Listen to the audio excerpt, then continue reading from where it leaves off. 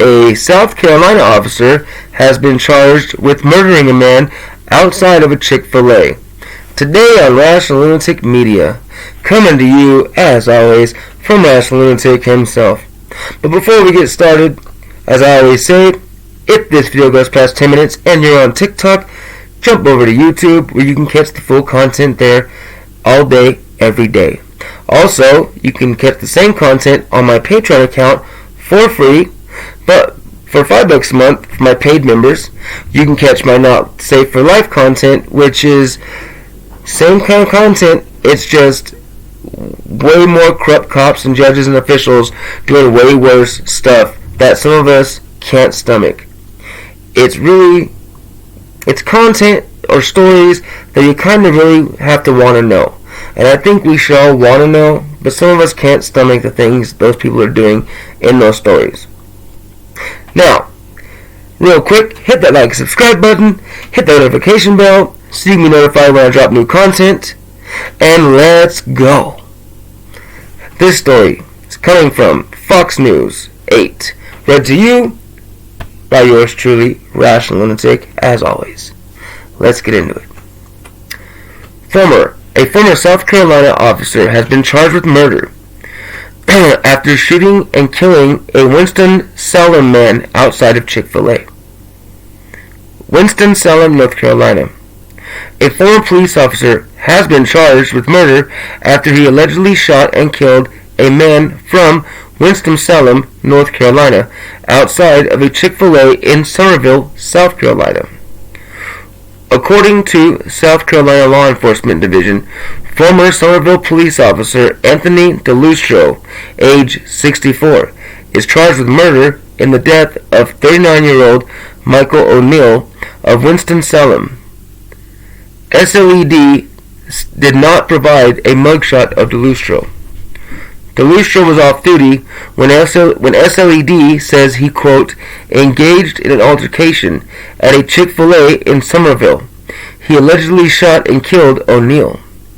The O'Neill family issued the following statement after the news of DeLustro's arrest. Quote, we appreciate the continued community outreach, support, and respect for privacy during this difficult time. Today, the family was notified of the arrest of Anthony DeLustro for the murder of Michael O'Neill. As we continue to mourn our loss, we are hopeful that justice will prevail. We appreciate the work and dedication of the involved departments who have worked to get to this point. On Wednesday, the Somerville Police Department released a statement which said, in part, quote, this tragedy has devastated two families and we offer our deepest sympathies to both. The full statement from SPD is included below. Quote, on April 10th, 2024, the South Carolina Law Enforcement Division, SLED, notified SPD of their impending charges against former Somerville Police Department SPD officer Anthony DeLustro on Wednesday, March 20, 2024, in the interest of transparency and impartiality. First time I've ever read that word, but okay. And impartiality, Chief Doug Wright requested SLED assume the investigation into the incident, which occurred at 1312 North Main Street in Somerville, South Carolina. As the judicial process moved forward, the Somerville Police Department will continue to refer inquiries about the incident to SLED. This tragedy has devastated two families, and we offer our deepest sympathies to both. SLED released an affidavit describing the incident, which took place on March 20th. According to the report, DeLustro, who was off duty but employed by the Somerville Police Department at the time, got out of his vehicle and an altercation ensued, with O'Neal, witnesses said that the victim asked DeLustro, quote, "Do you want to do this?" several times, and DeLustro responded, quote, "Come on, you effing F." The two exchanged punches and kicks, and bystanders attempted to separate them. During the fight, DeLustro allegedly told O'Neal he was under arrest. The officer reportedly took his law enforcement credentials out of his back pocket and presented them briefly, before the two of them fell to the ground. During the fight, DeLustro's Springfield Armory XD handgun fell out of his holster onto the pavement. It landed behind his wife's Ford Edge. O'Neal stepped back, and witnesses heard him say he wanted to leave. Investigators say they have evidence showing that O'Neal then tried to leave the fight and returned to his Hyundai Genesis. DeLustro's wife had reportedly tried to physically restrain O'Neal during the fight and stop him from getting into his vehicle to leave. A witness who was holding DeLustro allegedly heard the off-duty officer say that he would shoot O'Neal if he left. DeLustro managed to break free from the witness who was holding him and grab his gun. DeLustro, armed with the gun, approached O'Neal's vehicle. According to the report, DeLustro then opened the passenger side door and got into the vehicle. O'Neal told DeLustro to, quote, "Get out of my car." As he started to drive away, DeLustro, who was partially seated in the passenger seat, reportedly fired one shot from his gun, which struck and killed O'Neal. DeLustro told investigators that he was trying to stop O'Neal, who he knew was trying to leave. He said he did not see O'Neal with any weapon, and O'Neal had not threatened to use a weapon. Quote, "A reasonable person could not have reasonably believed that the victim posed a threat of imminent danger, of death, or serious bodily injury to others because the victim was unarmed, walked away from the altercation, and attempted to leave in his vehicle," SLED said in the report.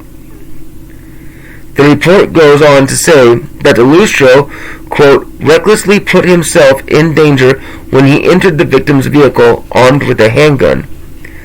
O'Neal's cousin and sister-in-law are managing a GoFundMe benefiting O'Neal's parents. Quote, "Michael's family is respectfully waiting for SLED to perform a thorough investigation, which takes time," the organizers said in the GoFundMe description.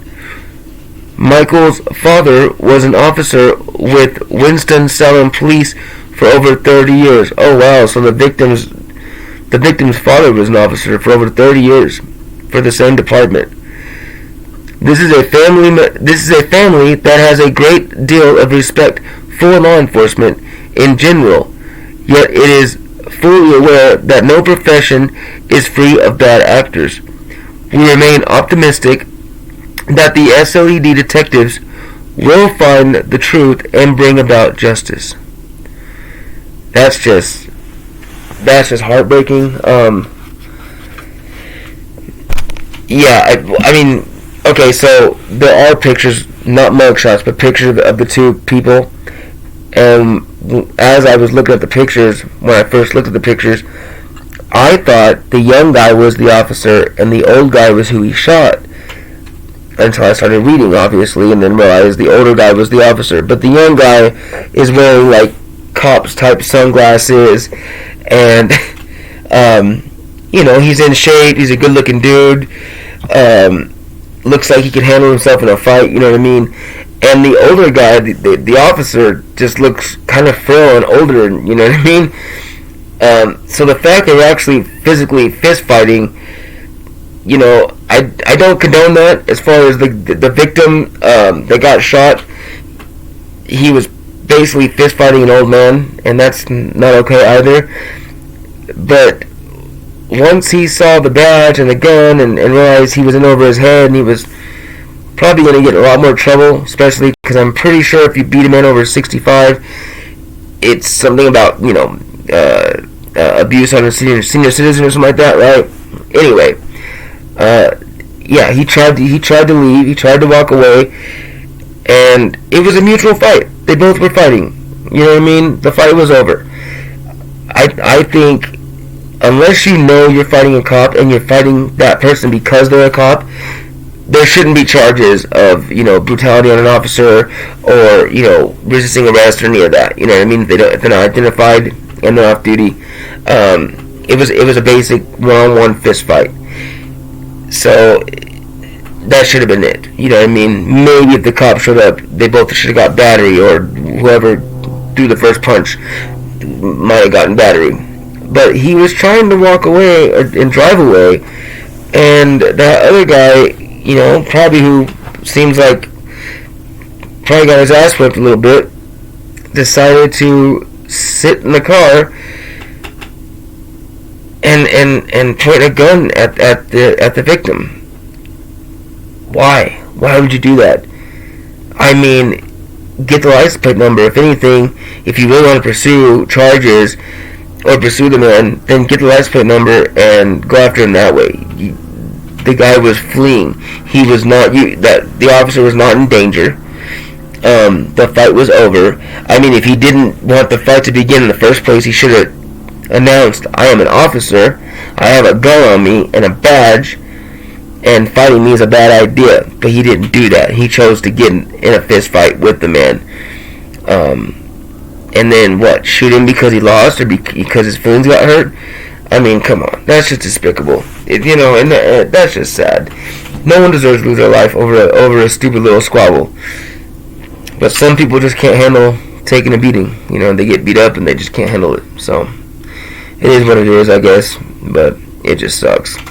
Heart goes out to the family. I guess there is a GoFundMe for the O'Neill family. It doesn't say what it is on there, but I'm pretty sure if you look up, like what I did, just go on Google and Google South Carolina officer kills man at Chick-Fil-A. You can find the story real easy, and then I'm sure by research I could find the GoFundMe, but it's got to be there somewhere. Anyway, yeah. If you wanted to find it, I'm sure you can. But here we are, end of the video. If you've made it this far, I apologize for the rambling, but thank you so much for being here. From the bottom of my heart, I love each and every one of you. I really hope you guys are having a better day than those two men. I know everybody has problems, and we're all going through a lot of stuff right now. A lot of us are. I hope y'all get through it safely, and keep your spirits up no matter what you're going through. Hit that like and subscribe button if you haven't yet. Until the next time, like we say every day, stay wild.